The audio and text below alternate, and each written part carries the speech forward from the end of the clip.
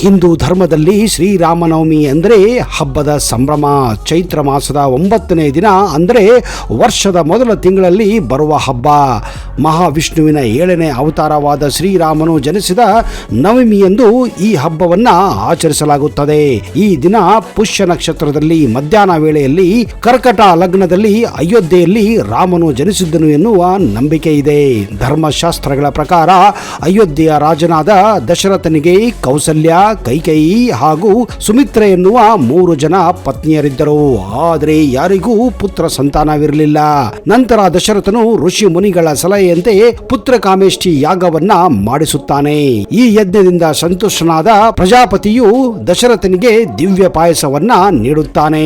ಈ ದಿವ್ಯ ಪಾಯಸವನ್ನ ದಶರಥನು ತನ್ನ 3 ಪತ್ನಿಯರಿಗೂ ಹಂಚುತ್ತಾನೆ.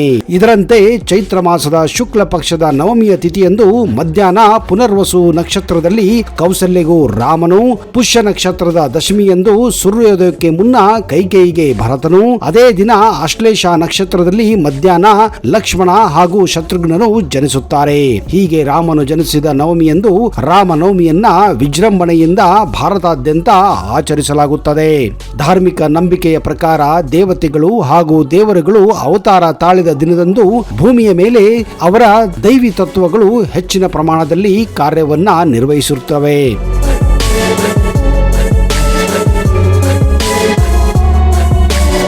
ಶ್ರೀರಾಮನವಮಿಯಂದು ಶ್ರೀರಾಮ ತತ್ವವು ಎಂದಿಗಿಂತಲೂ 1000 ಪಟ್ಟು ಹೆಚ್ಚು ಭೂಮಿಯಲ್ಲಿ ಕಾರ್ಯನಿರತವಾಗಿರುತ್ತದೆ. ಈ ದಿನದಂದು ಮಾಡಿದ ಪೂಜೆ ಮನುಜನಲ್ಲಿ ಹೊಸ ಶಕ್ತಿಯನ್ನ, ದಿವ್ಯ ಶಕ್ತಿಯನ್ನ ತುಂಬುತ್ತದೆ. ಹೀಗಾಗಿ ಈ ದಿನ ರಾಮ ಜಪ, ಶ್ರೀರಾಮನ ಉಪಾಸನೆಗಳನ್ನು ಮಾಡುವುದರಿಂದ ಸಾಕಷ್ಟು ಪ್ರಯೋಜನಗಳು ಪಡೆಯಬಹುದೆಂದು ಪುರಾಣಗಳಲ್ಲಿಯೂ ಕೂಡ ಉಲ್ಲೇಖಿಸಲಾಗಿದೆ. ರಾಮ ಎನ್ನುವ 2 ಅಕ್ಷರದಲ್ಲಿ ಮಹತ್ವಪೂರ್ಣವಾದ ಅರ್ಥವಿದೆ. ರಾ ಎಂದರೆ ಬೆಳಕು, ಮ ಎಂದ್ರೆ ಒಳಗೆ, ಅಂದ್ರೆ ನಮ್ಮೊಳಗಿನ ದೈವಿಕ ಬೆಳಕು ಎಂದು ಅರ್ಥ. ರಾಮಚಂದ್ರನಿಗೆ ಶ್ರೀರಾಮ ಎಂದು ಹೆಸರು ನೀಡಿದ್ದು ರಘುವಂಶದ ಗುರುಗಳಾಗಿದ್ದ ವಶಿಷ್ಠರು. ಈ ಹೆಸರಿನಲ್ಲಿ 2 ಬೀಜಾಕ್ಷರಗಳು ಸೇರಿಕೊಂಡಿರುವುದು ವಿಶೇಷವಾಗಿದೆ. ಅಗ್ನಿ ಬೀಜ ಮಂತ್ರವಾದ ರಾ, ಅಮೃತ ಬೀಜ ಮಂತ್ರವಾದ ಮ ಈ ಹೆಸರಿನಲ್ಲಿದೆ.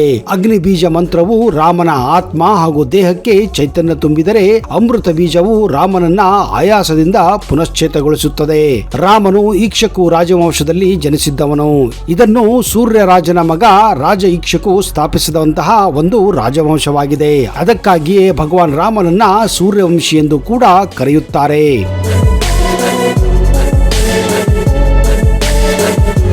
ದಶರಥ ಶ್ರೀರಾಮನ ತಂದೆ ದಶರಥ. ದಶ ಅಂದರೆ 10 ಎಂದರ್ಥ, ರಥ ಎಂದರೆ ರಥ ಎಂದರ್ಥ. 10 ರಥಗಳು ಎಂದರೆ 5 ಕಾರ್ಯ ಇಂದ್ರಿಯಗಳು. ಇದನ್ನ ಕರ್ಮೇಂದ್ರಿಯಗಳು ಎಂದು ಕೂಡ ಕರೆಯುತ್ತಾರೆ. ಇದರಲ್ಲಿ ಮಾತನಾಡುವ ಸಾಮರ್ಥ್ಯ, ಕೈಗಳು, ಕಾಲುಗಳು, ಚಲಿಸುವ ಭಾಗಗಳು ಹಾಗೂ ಜನಾಂಗಗಳು ಸೇರಿವೆ. ಉಳಿದವು 5 ಜ್ಞಾನೇಂದ್ರಿಯಗಳು. ಇವುಗಳಲ್ಲಿ ಕಣ್ಣು, ಕಿವಿ, ಮೂಗು, ನಾಲಿಗೆ ಮತ್ತು ಸ್ಪರ್ಶ ಪ್ರಜ್ಞೆ ಎಂದು ಹೇಳಲಾಗುತ್ತದೆ.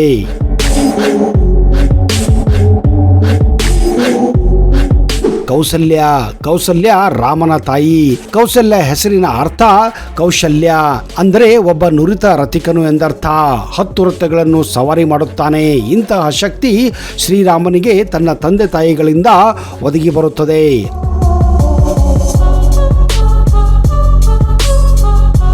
ಅಯೋಧ್ಯೆ ಶ್ರೀರಾಮನು ಜನಿಸಿದ ಸ್ಥಳ. ಯೋಧ್ಯೆ ಅಂದರೆ ಯುದ್ಧ ಎಂದರ್ಥ. ಅಂದರೆ ಯುದ್ಧದ ಋಣಾತ್ಮಕ ಪೂರ್ವ ಪ್ರತ್ಯಯ, ಅಂದರೆ ಯುದ್ಧವಿಲ್ಲದ ಸಮೃದ್ಧಿ ಹಾಗೂ ನ್ಯಾಯಯುತವಾಗಿರುವ ಸ್ಥಳವನ್ನ ಅಯೋಧ್ಯೆ ಎಂದು ಕರೆಯುತ್ತಾರೆ. ಅಂತಹ ಒಂದು ಸಮೃದ್ಧವಾದಂತಹ ನ್ಯಾಯಯುತ ಸ್ಥಳವನ್ನ ಮುಂದೆ ಶ್ರೀರಾಮ ರಾಮರಾಜ್ಯವಾಗಿ ಆಳುತ್ತಾನೆ.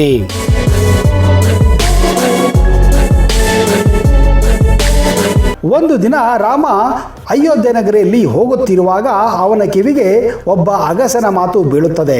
ಅದೇನೆಂದರೆ, ಅಗಸ ತನ್ನ ಹೆಂಡತಿಯನ್ನು ಮನೆಯಿಂದ ಆಚೆ ಹಾಕುತ್ತಿರುತ್ತಾನೆ. ಕಾರಣ, ಅವಳು ಒಂದೇ ಒಂದು ದಿವಸ ಮನೆಯಿಂದ ಹೊರಗೆ ಇದ್ದಿದ್ದಕ್ಕೆ ಅವನಿಗೆ ಅವಳ ಮೇಲೆ ಸಂಶಯ ಇರುತ್ತದೆ. ಅದಕ್ಕೆ ಅವನು ಅವಳನ್ನು ಹೊರಗೆ ಹಾಕುವ ಪ್ರಯತ್ನ ಮಾಡುತ್ತಾನೆ. ಜೊತೆಗೆ ಆ ರಭಸದಲ್ಲಿ ಅವನು, ನಾನೇನು ಶ್ರೀರಾಮಚಂದ್ರನಲ್ಲ, ತನ್ನ ಹೆಂಡತಿ ಯಾರದೋ ಜೊತೆ ಎಷ್ಟೋ ದಿವಸಗಳ ಕಾಲ ಇದ್ದರೂ ಮತ್ತೆ ಅವಳನ್ನು ಸೇರಿಸಿಕೊಳ್ಳಲು ತಾನೇನು ಶ್ರೀರಾಮಚಂದ್ರ ಇಲ್ಲ ಎಂದು ಹೇಳುತ್ತಿರುತ್ತಾನೆ. ಈ ಕಠೋರವಾದ ಮಾತುಗಳನ್ನು ಕೇಳಿದ ಶ್ರೀರಾಮಚಂದ್ರನಿಗೆ ಹೃದಯಕ್ಕೆ ನಾಟಿದ ಹಾಗೆ ಆಗುತ್ತದೆ.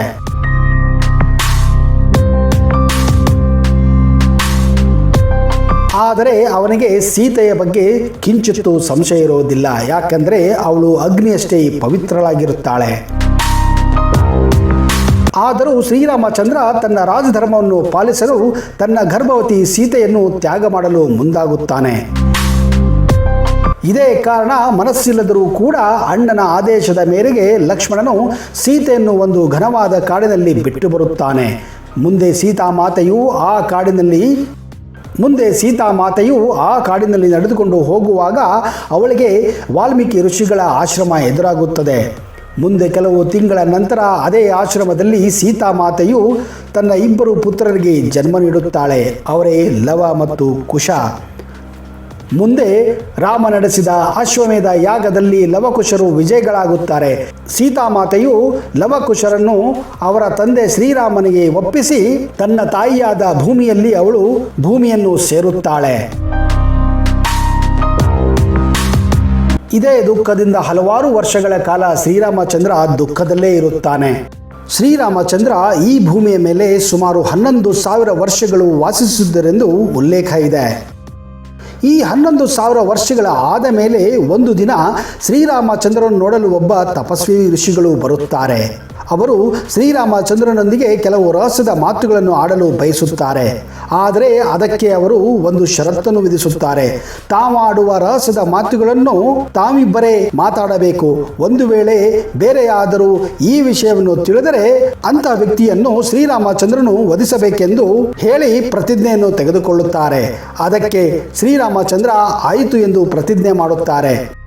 ಅದಕ್ಕೆ ತಕ್ಕಂತೆ ಶ್ರೀರಾಮಚಂದ್ರ ಲಕ್ಷ್ಮಣನಿಗೆ ಯಾರೂ ತಮ್ಮ ಕೋಣೆಯಲ್ಲಿ ಬರದಂತೆ ಬಾಗಿಲನ್ನು ಕಾಯು ಎಂದು ಕೋಣೆಯಲ್ಲಿ ತಪಸ್ವಿಯೊಂದಿಗೆ ಮಾತನಾಡಲು ಪ್ರಾರಂಭ ಮಾಡುತ್ತಾರೆ. ಆಗ ತಪಸ್ವಿ ಶ್ರೀರಾಮಚಂದ್ರ ಬ್ರಹ್ಮನ ಆಜ್ಞೆಯ ಮೇರೆಗೆ ಭೂಮಿಯ ಮೇಲೆ ನಿಮ್ಮ ಆಯಸ್ಸು ಮುಗಿದು ಹೋಗಿದೆ. ಈಗ ನೀವು ನಿಮ್ಮ ಲೋಕಕ್ಕೆ ಹೋಗುವ ವೇಳೆಯು ಕೂಡಿ ಬಂದಿದೆ. ಅದಕ್ಕೆ ನೀವು ಈಗ ವೈಕುಂಠಕ್ಕೆ ಧಾವಿಸಬೇಕೆಂದು ಹೇಳುತ್ತಾರೆ. ಅದೇ ವೇಳೆಗೆ ದುರ್ವಾಸ ಮುನಿಗಳು ಅಲ್ಲಿಗೆ ಬರುತ್ತಾರೆ.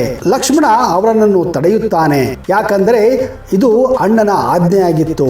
ದುರ್ವಾಸ ಮುನಿಗಳು ಇದನ್ನು ಕಂಡು ಸಿಟ್ಟಾಗುತ್ತಾರೆ. ತಾವು ಈ ಕೂಡಲೇ ಶ್ರೀರಾಮಚಂದ್ರನನ್ನು ಭೇಟಿಯಾಗಬೇಕೆಂದು ಹೇಳುತ್ತಾರೆ. ಅದಕ್ಕೆ ಲಕ್ಷ್ಮಣನು ಅಡ್ಡಿಪಡಿಸುತ್ತಾನೆ. ಇದರಿಂದ ಇನ್ನೂ ಸಿಟ್ಟಾದ ದುರ್ವಾಸ ಮುನಿಗಳು, ಒಂದು ವೇಳೆ ನೀನು ಈಗ ನನ್ನನ್ನು ಕೋಣೆಯ ಒಳಗೆ ಬಿಡದಿದ್ದರೆ ರಾಮನ ಕುಟುಂಬ ಮರಣ ಹೊಂದುವ ಹಾಗೆ ಶಾಪ ನೀಡುವೆ ಎಂದು ಹೇಳುತ್ತಾರೆ. ದುರ್ವಾಸ ಮುನಿಗಳ ಶಾಪದಿಂದ ತಪ್ಪಿಸಿಕೊಳ್ಳಲು ಲಕ್ಷ್ಮಣನು ತನ್ನ ಹತ್ಯೆಗೆ ಮುಂದಾಗುತ್ತಾನೆ. ಅಂದರೆ ಯಾರಾದರೂ ಒಂದು ವೇಳೆ ಕೋಣೆಯಲ್ಲಿ ಬಂದರೆ ರಾಮನು ಅಂಥ ವ್ಯಕ್ತಿಯನ್ನು ಕೊಲ್ಲಬೇಕೆಂದು ಮೊದಲೇ ಆಜ್ಞೆ ಮಾಡಿರುತ್ತಾರೆ. ಆದ್ದರಿಂದ ಲಕ್ಷ್ಮಣನು ಈ ಒಂದು ಶಾಪದಿಂದ ತಪ್ಪಿಸಲು ತನ್ನ ಕುಟುಂಬವನ್ನು ರಕ್ಷಿಸಲು ಒಳಗೆ ಹೋಗುತ್ತಾನೆ. ದುರ್ವಾಸ ಮುನಿಗಳು ಬಂದ ವಿಷಯವನ್ನು ತಿಳಿಸುತ್ತಾನೆ. ಮುಂದೆ ಶ್ರೀರಾಮಚಂದ್ರ ಒಂದು ಕಠಿಣ ಪರಿಸ್ಥಿತಿಯಲ್ಲಿ ಸಿಲುಕಾಕುತ್ತಾನೆ. ಕಾರಣ ಈಗ ಅವನೇ ಲಕ್ಷ್ಮಣನನ್ನು ವಧಿಸುವ ಪ್ರಸಂಗ ಕೂಡಿ ಬರುತ್ತದೆ. ಆದರೆ ಲಕ್ಷ್ಮಣ ತನ್ನನ್ನು ತಾನೇ ಸರಿಯು ನದಿಗೆ ಹೋಗಿ ತ್ಯಾಗ ಮಾಡುತ್ತಾನೆ. ಇದರಿಂದ ತುಂಬಾ ಬೇಸರಗೊಂಡ ರಾಮನು ಲಕ್ಷ್ಮಣನ ಹಾಗೆ ತನ್ನ ದೇಹವನ್ನು ಕೂಡ ತ್ಯಾಗ ಮಾಡಲು ಸಿದ್ಧನಾಗುತ್ತಾನೆ. ಅದೇ ವೇಳೆಗೆ ಅಲ್ಲಿಗೆ ಅವನ ವಾನರ ಸೇನೆ ವಿಭೀಷಣರು ಕೂಡ ಅವನನ್ನು ಹಿಂಬಾಲಿಸಿ ಅವನ ಜೊತೆ ತಮ್ಮ ದೇಹಗಳನ್ನು ಕೂಡ ತ್ಯಾಗ ಮಾಡಲು ಸಿದ್ಧರಾಗುತ್ತಾರೆ. ಆದರೆ ಶ್ರೀರಾಮಚಂದ್ರ ವಿಭೀಷಣ ಹಾಗೂ ಆಂಜನೇಯನನ್ನು ಇದೇ ಭೂಮಿಯಲ್ಲಿ ಇದ್ದು ಈ ಭೂಮಿಯ ಸೇವೆ ಮಾಡಬೇಕೆಂದು ಆಜ್ಞೆ ಮಾಡುತ್ತಾರೆ. ಹೀಗೆ ಶ್ರೀರಾಮಚಂದ್ರ ತನ್ನ ಉಳಿದ ಸಹೋದರರ ಜೊತೆಗೆ ಹಾಗೂ ವಾನರ ಸೇನರ ಜೊತೆಗೆ ಈ ದೇಹವನ್ನು ತ್ಯಾಗ ಮಾಡಿ ಪರಲೋಕಕ್ಕೆ ಪ್ರಯಾಣ ಬೆಳೆಸುತ್ತಾರೆ. ಸ್ನೇಹಿತರೆ, ಹೀಗೆ ರಾಮಾಯಣದಲ್ಲಿ ಶ್ರೀರಾಮನ ಅಂತ್ಯವಾಗುತ್ತದೆ.